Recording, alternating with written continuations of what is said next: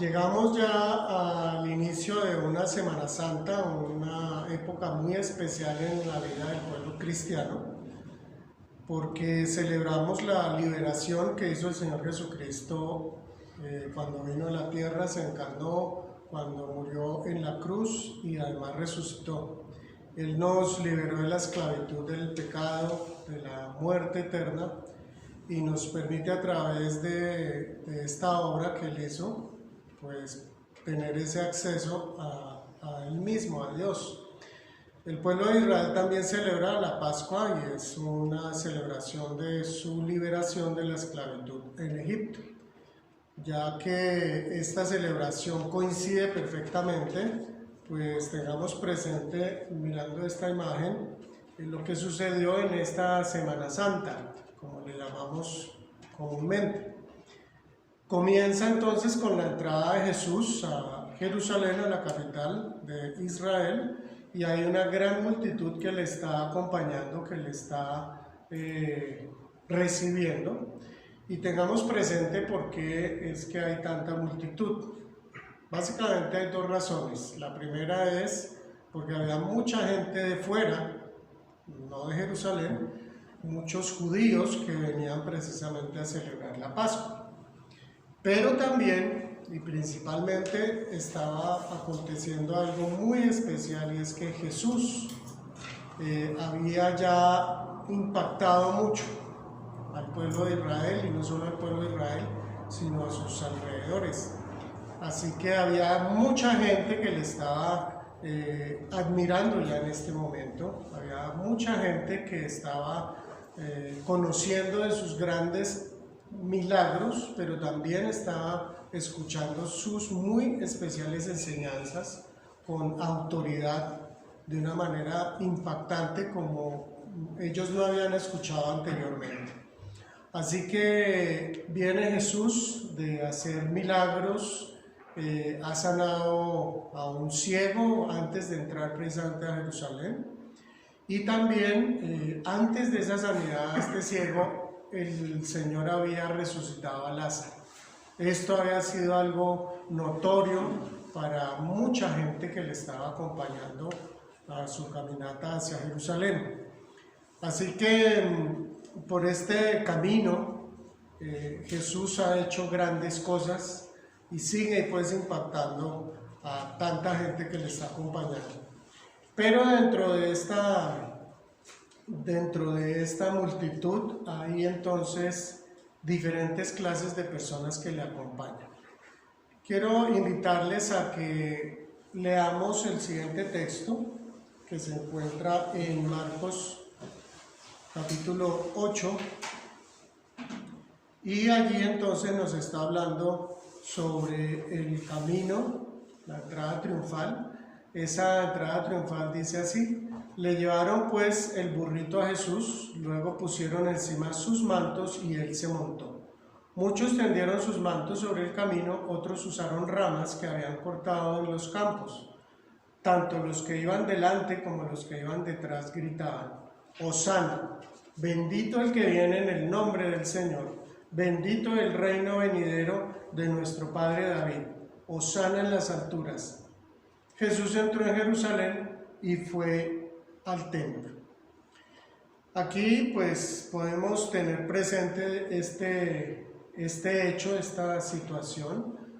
Conocemos este texto seguramente porque cada Semana Santa hacemos referencia a esta entrada a Jerusalén. Aquí tengamos pues presente algunos aspectos: que Jesús entra en un burrito que nadie había montado. Esta entrada significa que quien está entrando es una persona que entra en son de paz, que es una persona además humilde. Y miremos en el verso 8 que dice: muchos tendieron sus mantos sobre el camino. Muchos. Quiere decir, y aquí quiero hacer referencia a nuestro tema central de hoy, es que hay muchas personas alrededor de Jesús y son de diferente tipo, de diferente clase. Hay una multitud que le está rodeando, por eso dicen muchos. Tendieron sus mantos sobre el camino, otros Entonces, además de esos muchos que tendieron sus mantos sobre el camino, había otros que usaron ramas. Y después en el 9 dice, tanto los que iban delante como los que iban detrás, ¿qué hacían? Gritaban. Entonces venían unos adelante y otros venían atrás. ¿Por qué? Venían unos acompañando a Jesús detrás de él, pero seguramente venían otros que ya sabían de la llegada de Jesús, que estaban en Jerusalén y también le están victoriando, le están recibiendo, le están alabando. Entonces fijémonos que hay variedad de personas. Y al respecto, entonces, esa va a ser nuestra reflexión de hoy. La reflexión de hoy tiene entonces como título simpatizante o discípulo. ¿Por qué? Porque dentro de este grupo hay diferentes clases de personas, pero unas que están convencidas de quién es Jesús y le están siguiendo de una manera muy clara y específica, que son los discípulos. Pero hay otros que son simpatizantes. Es más, podríamos ubicar un tercer grupo, que serían, por ejemplo, los fariseos, los saduceos, los que ya se habían unido y confabulado para buscar matar a Jesús. Entonces también están los enemigos dentro de esa multitud. Pero hoy vamos a hacer un énfasis especial en estos dos grupos, los simpatizantes y los discípulos. Y la invitación es para que nosotros pensemos y meditemos dónde estamos nosotros dentro de este grupo que rodea a Jesús. Entonces, vamos a mirar estas definiciones que aparecen aquí a continuación. ¿Qué es un simpatizante y qué es un discípulo? Esto pues es tomado del diccionario y nos ayuda a tener presente pues de qué se trata, algunas características de estas dos clases de personas. El simpatizante. ¿Qué es un simpatizante? Es una persona que siente simpatía hacia algo o alguien, siente agrado por sus opiniones, por sus posturas o sus ideas. Esta es la definición de simpatizante. Ahora miremos una definición sobre el discípulo. ¿Qué es un discípulo? El discípulo es la persona que aprende del maestro, de un maestro, y le sigue con lealtad. Aquí quiero animarles a que comparemos entonces estas dos definiciones. ¿Qué aspectos notan ustedes que le hacen diferente al simpatizante del discípulo y viceversa? La lealtad. Muy bien, hay diferentes aspectos aquí. Quiero mirar el siguiente aspecto con respecto al simpatizante. El simpatizante básicamente está movido por la emoción, por las emociones. Fíjense que aquí dice siente simpatía, siente. Son emociones. Además siente agrado por opiniones, posturas o ideas. Es algo más emocional. Otro aspecto con respecto al simpatizante es egocéntrico. Se fija en él. ¿Qué es lo que le gusta? ¿Qué es lo que le atrae? ¿Qué es lo que le agrada? Es básicamente centrado en él. No está fijándose en los demás, sino simplemente en sus propias inclinaciones, deseos, sus propios pensamientos. Y por último, otro aspecto interesante es el interés personal, que va muy de la mano con lo del egocentrismo. Es un interés personal. Y esto, como les dije hace un momento, la invitación es a que pensemos nosotros cómo estamos con respecto a este tema en nuestra relación con Jesús. Ahora miremos aspectos del discípulo, también otros tres aspectos. Fíjense que mientras al simpatizante le mueve la emoción, al discípulo le mueve el compromiso. Es algo ya de una decisión. Y no necesariamente tiene que estar fuera de la vida del discípulo la emoción, pero no es lo que prima. Ahora, otro aspecto, no está el egocentrismo, sino hay un amor genuino. Ahora, un amor genuino ¿hacia quién o hacia quiénes? Primeramente, un amor genuino hacia Dios, pero también un amor genuino hacia el prójimo. Recordemos cuando a Jesús le preguntan cuál es el principal mandamiento y Jesús dice: amarás al Señor tu Dios con toda tu mente, con todas tus fuerzas, con toda tu energía, con todo tu ser. Eso es lo que está pidiéndole Dios al ser humano. Y Jesús ratifica eso, pero dice, complementa y dice: y a tu prójimo como a ti mismo. Entonces es un amor genuino que va, envía hacia Dios y envía hacia el prójimo.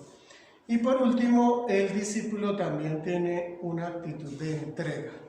A diferencia del simpatizante que es interesado en él mismo, el discípulo ve lo que está haciendo, está con una actitud de entrega. Está pensando, está mirando también en la necesidad de otros. Bueno, vamos a leer entonces ahora el siguiente texto que nos va a ayudar a ver algunas características ya a nivel bíblico.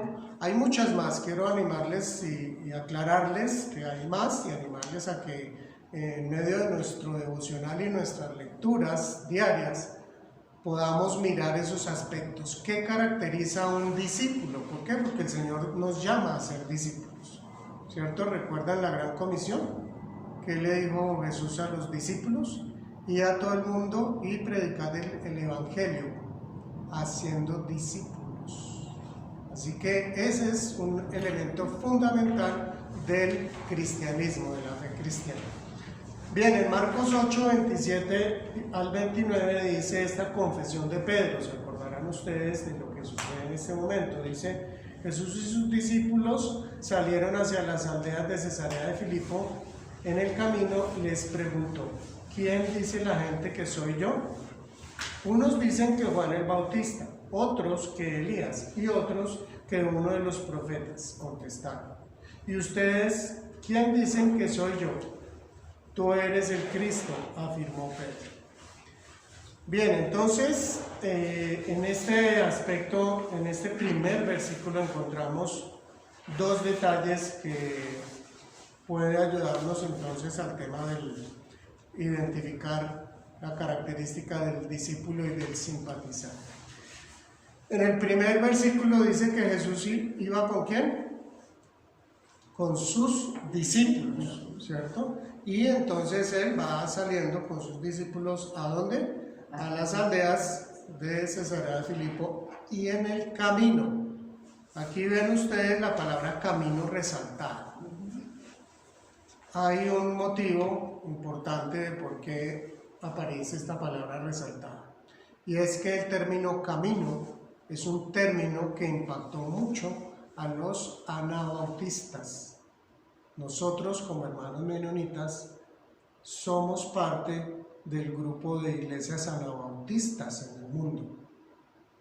El grupo de iglesias anabautistas, entonces, en un principio, ellos encontraron en esta palabra algo central en los evangelios: el camino. ¿Por qué? Porque el camino implica una continuidad. Es algo que es continuo, implica un acompañar constantemente a alguien en el camino. Aquí está Jesús con sus discípulos, iban en ese camino, y además es símbolo o significado de un ir por la vida y mantener ese compromiso. Entonces, para los anabautistas el término camino, y espero que para ti y para mí también signifique eso, es decir, nuestra vida tiene un compromiso con Jesús si realmente somos discípulos. Un compromiso como continuo, constante. Es un compromiso de toda la vida. No es por un momentito mientras me dieron a mí los deseos de seguir a Jesús y cuando ya no, entonces, porque entonces entraría yo al campo, al mundo del simpatizante.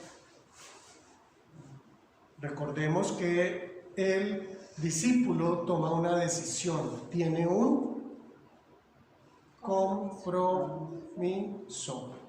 compromiso. Y entonces aquí Jesús les pregunta: ¿quién dice la gente que soy yo? Otro aspecto importante que Jesús está mostrando: Él está interesado en que nosotros sepamos quién es Él, que tengamos claridad de quién es Él. no que nos imaginemos y supongamos quién es Él. Fíjense la respuesta que le dan los discípulos. Unos dicen que, si se dan cuenta, unos dicen que, o sea, por ahí está ese rum que es que tú eres Juan el Bautista. Otros dicen que eres Elías, y otros que uno de los profetas contestaron. Tal vez hoy podríamos decir, unos dicen que Jesús fue a prepararse con los grandes lamas del oriente, porque ese rum también anda por ahí. ¿Qué quiere decir eso? La persona que dice eso no conoce a Jesús, realmente no ha tenido un encuentro con Él. Otros que dicen, Jesús tuvo sus amores con María Magdalena y además tuvieron un hijo. Otro chisme por ahí que muestra que esas personas no conocen ni saben quién es Jesús. Otros dicen no, que Él fue por allá a Grecia a aprender de la filosofía de Platón y de Aristóteles. Otros que no saben quién es Jesús, no lo conocen. Entonces, Jesús ha venido a mostrarnos al Padre quién es Dios, es la máxima revelación de quién es Dios. Y Él nos invita a que le conozcamos de primera mano, no por chismes, no porque nos cuentan por ahí, porque por ahí otro dijo esto o aquello. Entonces, Jesús está deseando que nosotros le conozcamos.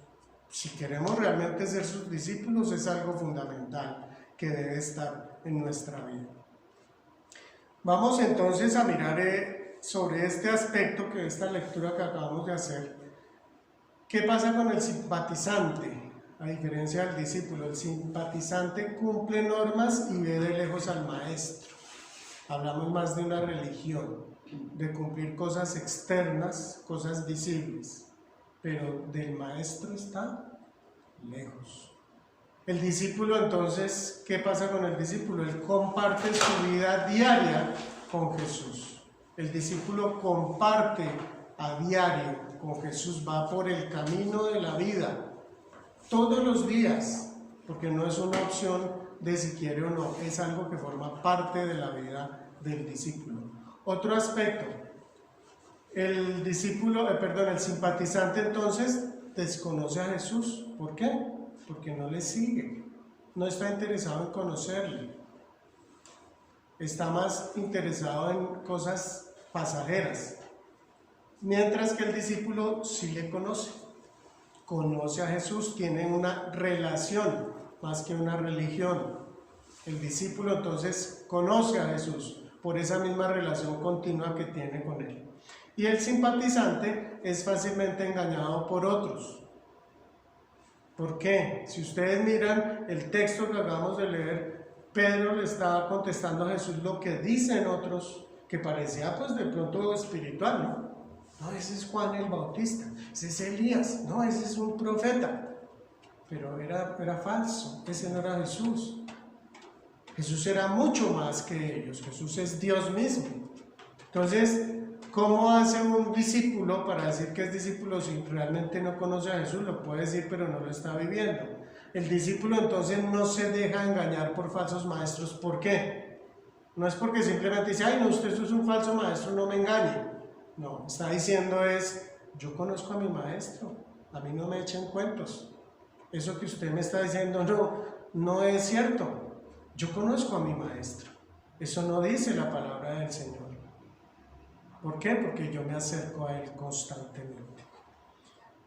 Bien, vamos a mirar entonces el siguiente texto que tiene que ver con la negación de Pedro. Fíjense que es nuevamente Pedro, el mismo discípulo. Entonces, Pedro reconoció que Jesús es el Mesías, el Cristo, el enviado, el ungido, prometido por Dios desde el Antiguo Testamento. Aquí entonces vemos ya a Pedro en el momento de la Semana Santa, lo que viene a suceder, ¿cierto? Este es un aspecto que nosotros miramos también durante la Semana Santa, y dice así: poco después se acercaron a Pedro los que estaban allí y le dijeron: seguro que eres uno de ellos, se te nota por tu acento. Y comenzó a echarse maldiciones y les juró: a ese hombre no lo conozco. En ese instante cantó un gallo. Entonces Pedro se acordó de lo que Jesús había dicho: antes de que cante el gallo me negarás 3 veces, y saliendo de allí lloró amargamente. ¿Qué le pasó a Pedro aquí? ¿Sí se acuerdan? Lo negó.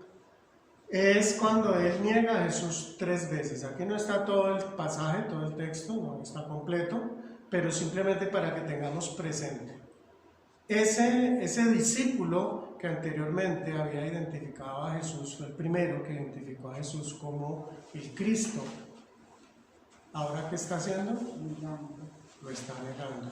A pesar de que le había asegurado a Jesús ese mismo día que él nunca lo iba a negar. ¿Sí? Y aquí entonces él se acuerda que Jesús ya le había advertido.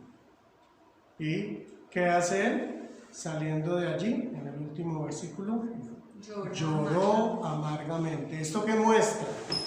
Que lloró amargamente. Que se arrepintió. Que se arrepintió. Muy bien. Él está dispuesto a arrepentirse. Vamos a mirar entonces el cuadro, lo que continúa. Mientras que el simpatizante, ¿sí?, dice que los otros son los que necesitan cambiar. El simpatizante dice: no son los otros, yo no lo necesito.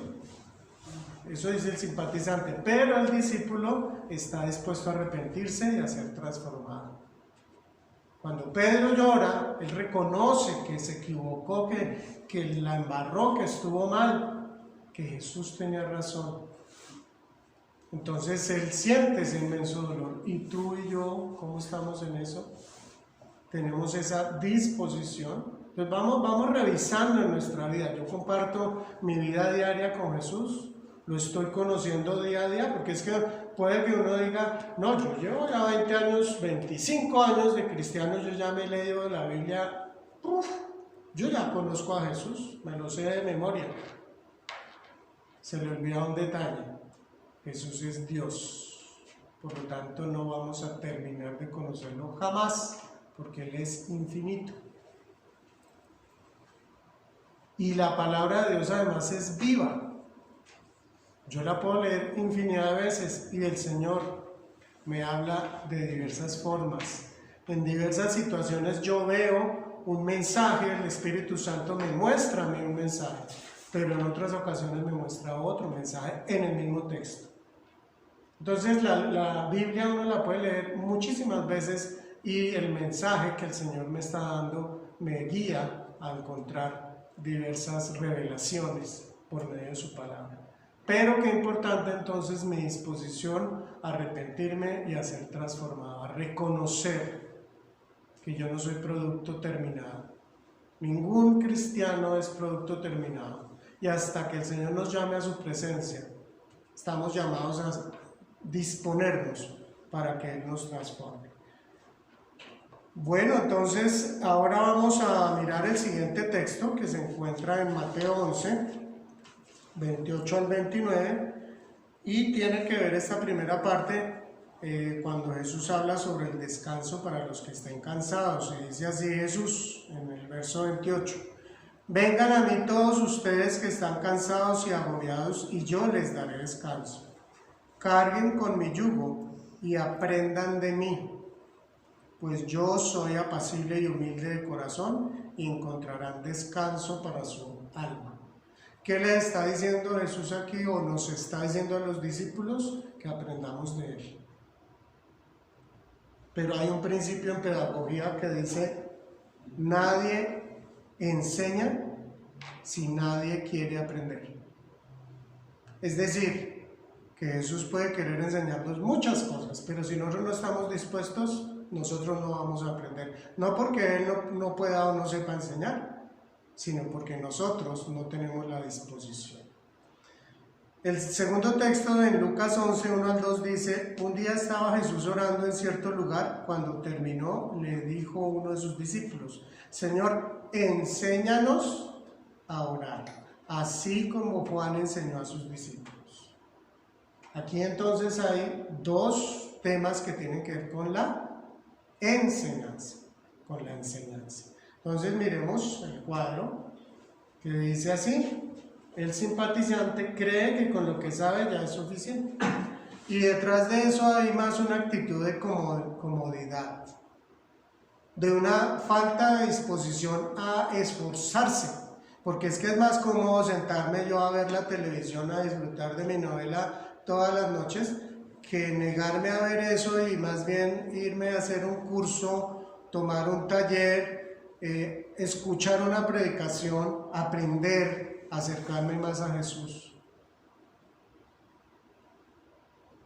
Pero ojo que lo que yo quiero aquí hacer énfasis no es la obligatoriedad, no, es que si tú eres discípulo tú tienes que hacer eso, no, es ante el Señor yo cómo estoy, como cuando vemos una radiografía yo me doy cuenta cómo es que yo estoy. Entonces, ¿qué hace el discípulo? ¿Qué actitud tiene el discípulo? Es diligente para aprender de Cristo y aplicarlo, aplicar eso que ha aprendido de Cristo. Lo que el Señor le dijo, entonces, aprenderlo. Y eso lo vemos en la vida, por ejemplo, de Pedro, que estamos viéndolo en esta tarde de una manera un poquito más continua, pero lo podemos mirar en general con respecto a todos y a cada uno de los discípulos. Ningún discípulo es producto terminado, todos necesitamos esos ajustes, todos necesitamos aprender, y aprender del Señor Jesús de primera mano. Y estar dispuestos a que esa enseñanza se haga viva en la vida de cada uno de nosotros. Ahora el siguiente texto, en Juan capítulo 6, versos 26 y 27, y luego saltamos al 66 y leemos hasta el 69.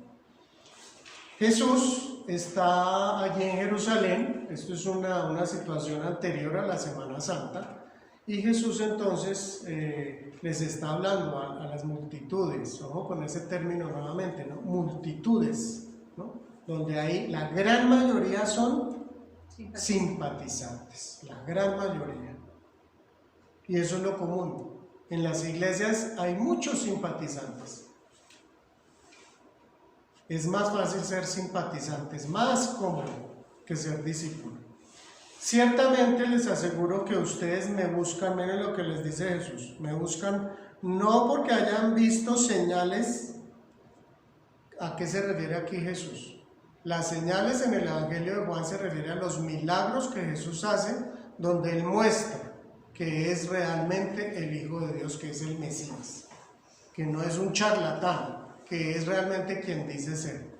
Y les está diciendo esto, ¿por qué? Porque Él hacía poco había hecho el milagro de la multiplicación de los peces y los panes, y les había dado comida a todos, y entonces la gente lo andaba buscando. Y esto es lo que Jesús les dice cuando ellos llegan a Él conociéndoles el corazón. Les aseguro que ustedes me buscan no porque han visto señales, es decir, no porque están entendiendo quién soy yo, sino porque comieron pan hasta llenarse.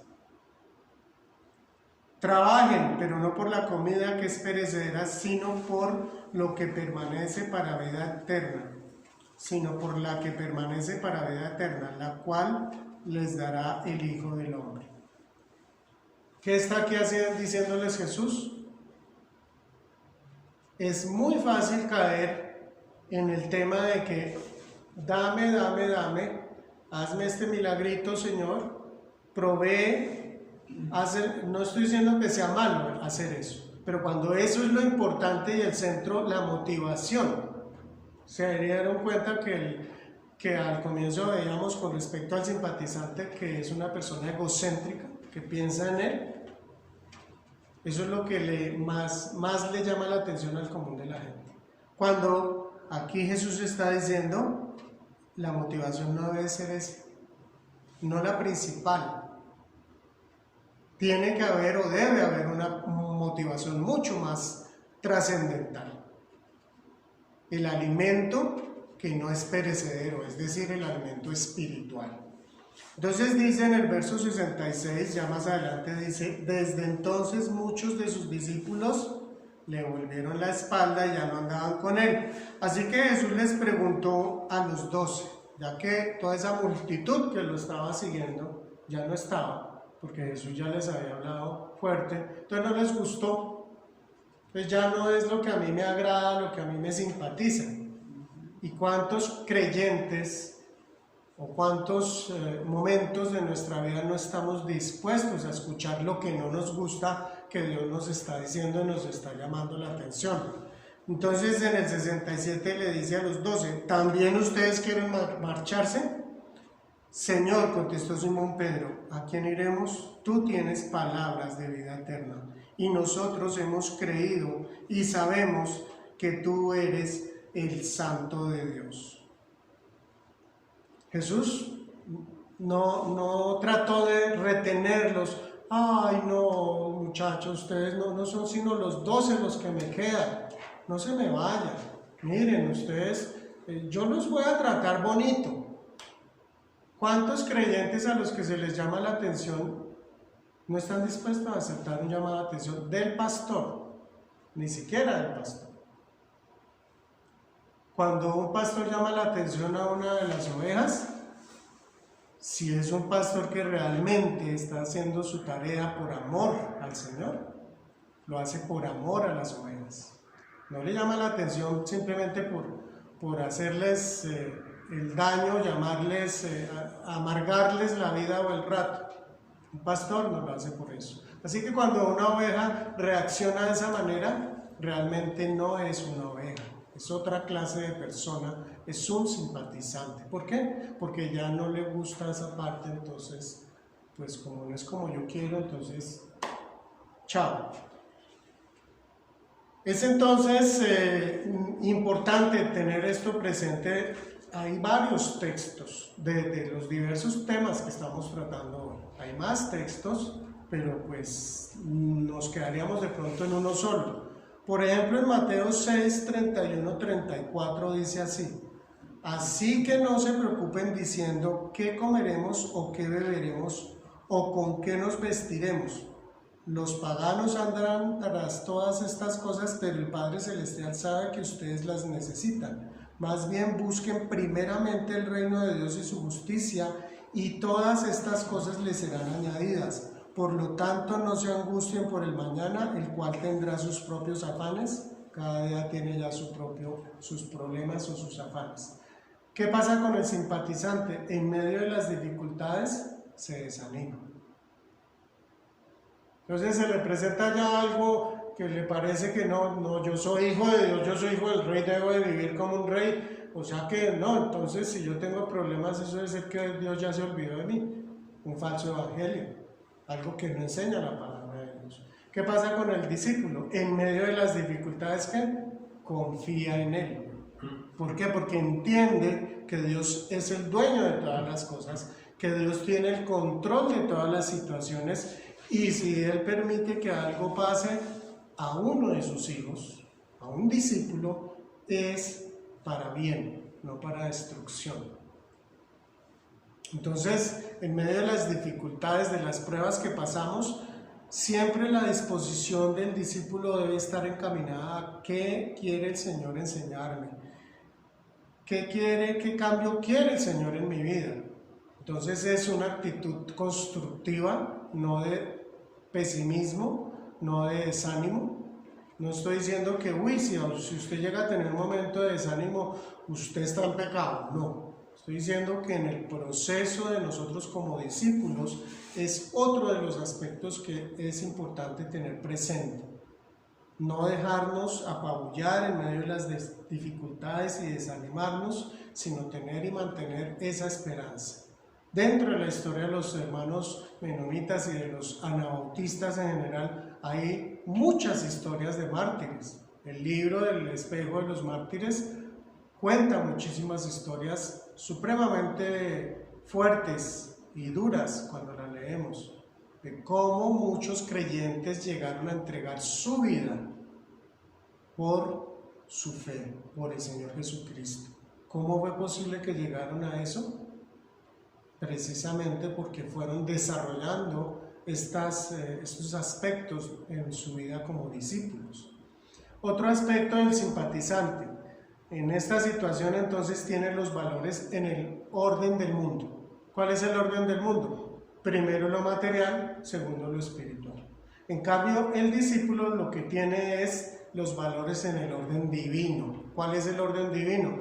Primero lo espiritual, segundo lo material. Recordemos allá en el libro de Hebreos que nos dice que lo que no se ve, lo que se ve, es decir, lo material, viene de lo que no se ve, es decir, de lo espiritual. Así que en nuestra vida también evaluemos cómo estamos con respecto a las prioridades que tenemos. ¿Qué es la prioridad con respecto a nuestra vida? ¿Está realmente lo espiritual primando o lo material? ¿O en qué áreas de mi vida pasa eso? ¿Con qué propósito? De que el Señor me transforme. El Señor quiere hacernos a su imagen. Es un propósito que Él tiene en la vida de cada creyente, de cada cristiano. Bueno, continuamos entonces con este texto donde Jesús anuncia su muerte en Marcos 8, 34 al 38. Recordemos que Jesús les habla a sus discípulos que Él va a tener que morir en 3 oportunidades, se los dice muy claro lo que va a suceder y por qué es que Él va camino a Jerusalén. Ese es el propósito. Y entonces dice aquí en el verso 34: entonces llamó a la multitud y a sus discípulos. Si alguien quiere ser mi discípulo, les dijo, que se niegue a sí mismo, lleve su cruz y me siga. Porque el que quiera salvar su vida la perderá, pero el que pierda su vida por mi causa y por el evangelio la salvará. ¿De qué sirve ganar el mundo entero si se pierde la vida? ¿O qué se puede dar a cambio de la vida? Si alguien se avergüenza de mí y de mis palabras en medio de esta generación adúltera y pecadora, también el Hijo del Hombre se avergonzará de él cuando venga en la gloria de su Padre con los santos ángeles. Aquí entonces el Señor nos está hablando de otro aspecto o de otros aspectos que nosotros como discípulos debemos de tener presentes. Dice que Él llamó a quienes, a la multitud y a los discípulos, o sea, a todos los que estaban ahí acompañándole, y les dice: si alguien quiere ¿qué? Ser mi discípulo. ¿Y cuáles son los temas que toca? Dice, lo primero, niéguese a sí mismo. Niéguese a usted mismo. Debemos negarnos a nosotros mismos. ¿Por qué? Porque el egocentrismo es algo característico del ser humano caído. Es un ejemplo muy diferente el que nos da Jesús. Y precisamente este ejemplo que Él nos está dando es negarnos a nosotros, que Él mismo lo hizo. ¿Por qué? Dice aquí, porque el que quiera salvar su vida la perderá, pero el que pierda su vida por mi causa y por el evangelio la salvará. ¿Cuántas veces nosotros hemos estado dispuestos realmente a arriesgarnos? No, a mí me da vergüenza, yo no quiero que me rechacen, que mi familia no sepa que yo soy cristiano ahora, se van a reír de mí, se van a burlar, me van a rechazar. O en el trabajo lo mismo, y resulta que Jesús está aquí diciendo: ¿de qué sirve ganar el mundo entero si se pierde la vida? ¿De qué sirve?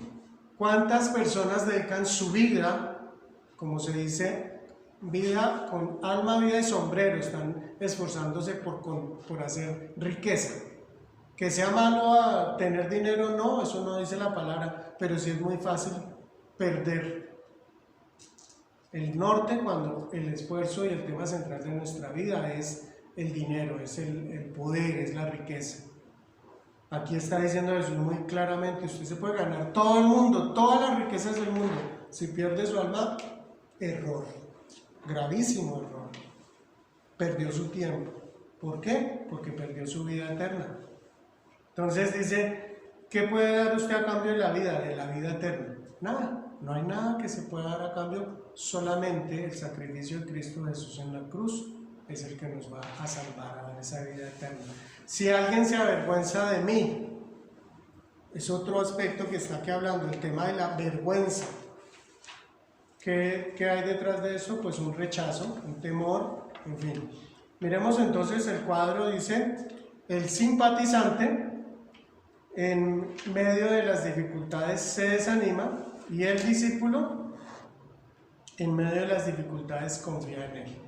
Estamos llamados entonces a confiar en él en medio de las dificultades y a no desanimarnos. Tenemos los valores en el orden del mundo, primero lo material, segundo lo espiritual, esto ya lo habíamos visto, y tiene los valores en el orden divino, primero lo espiritual y luego lo material.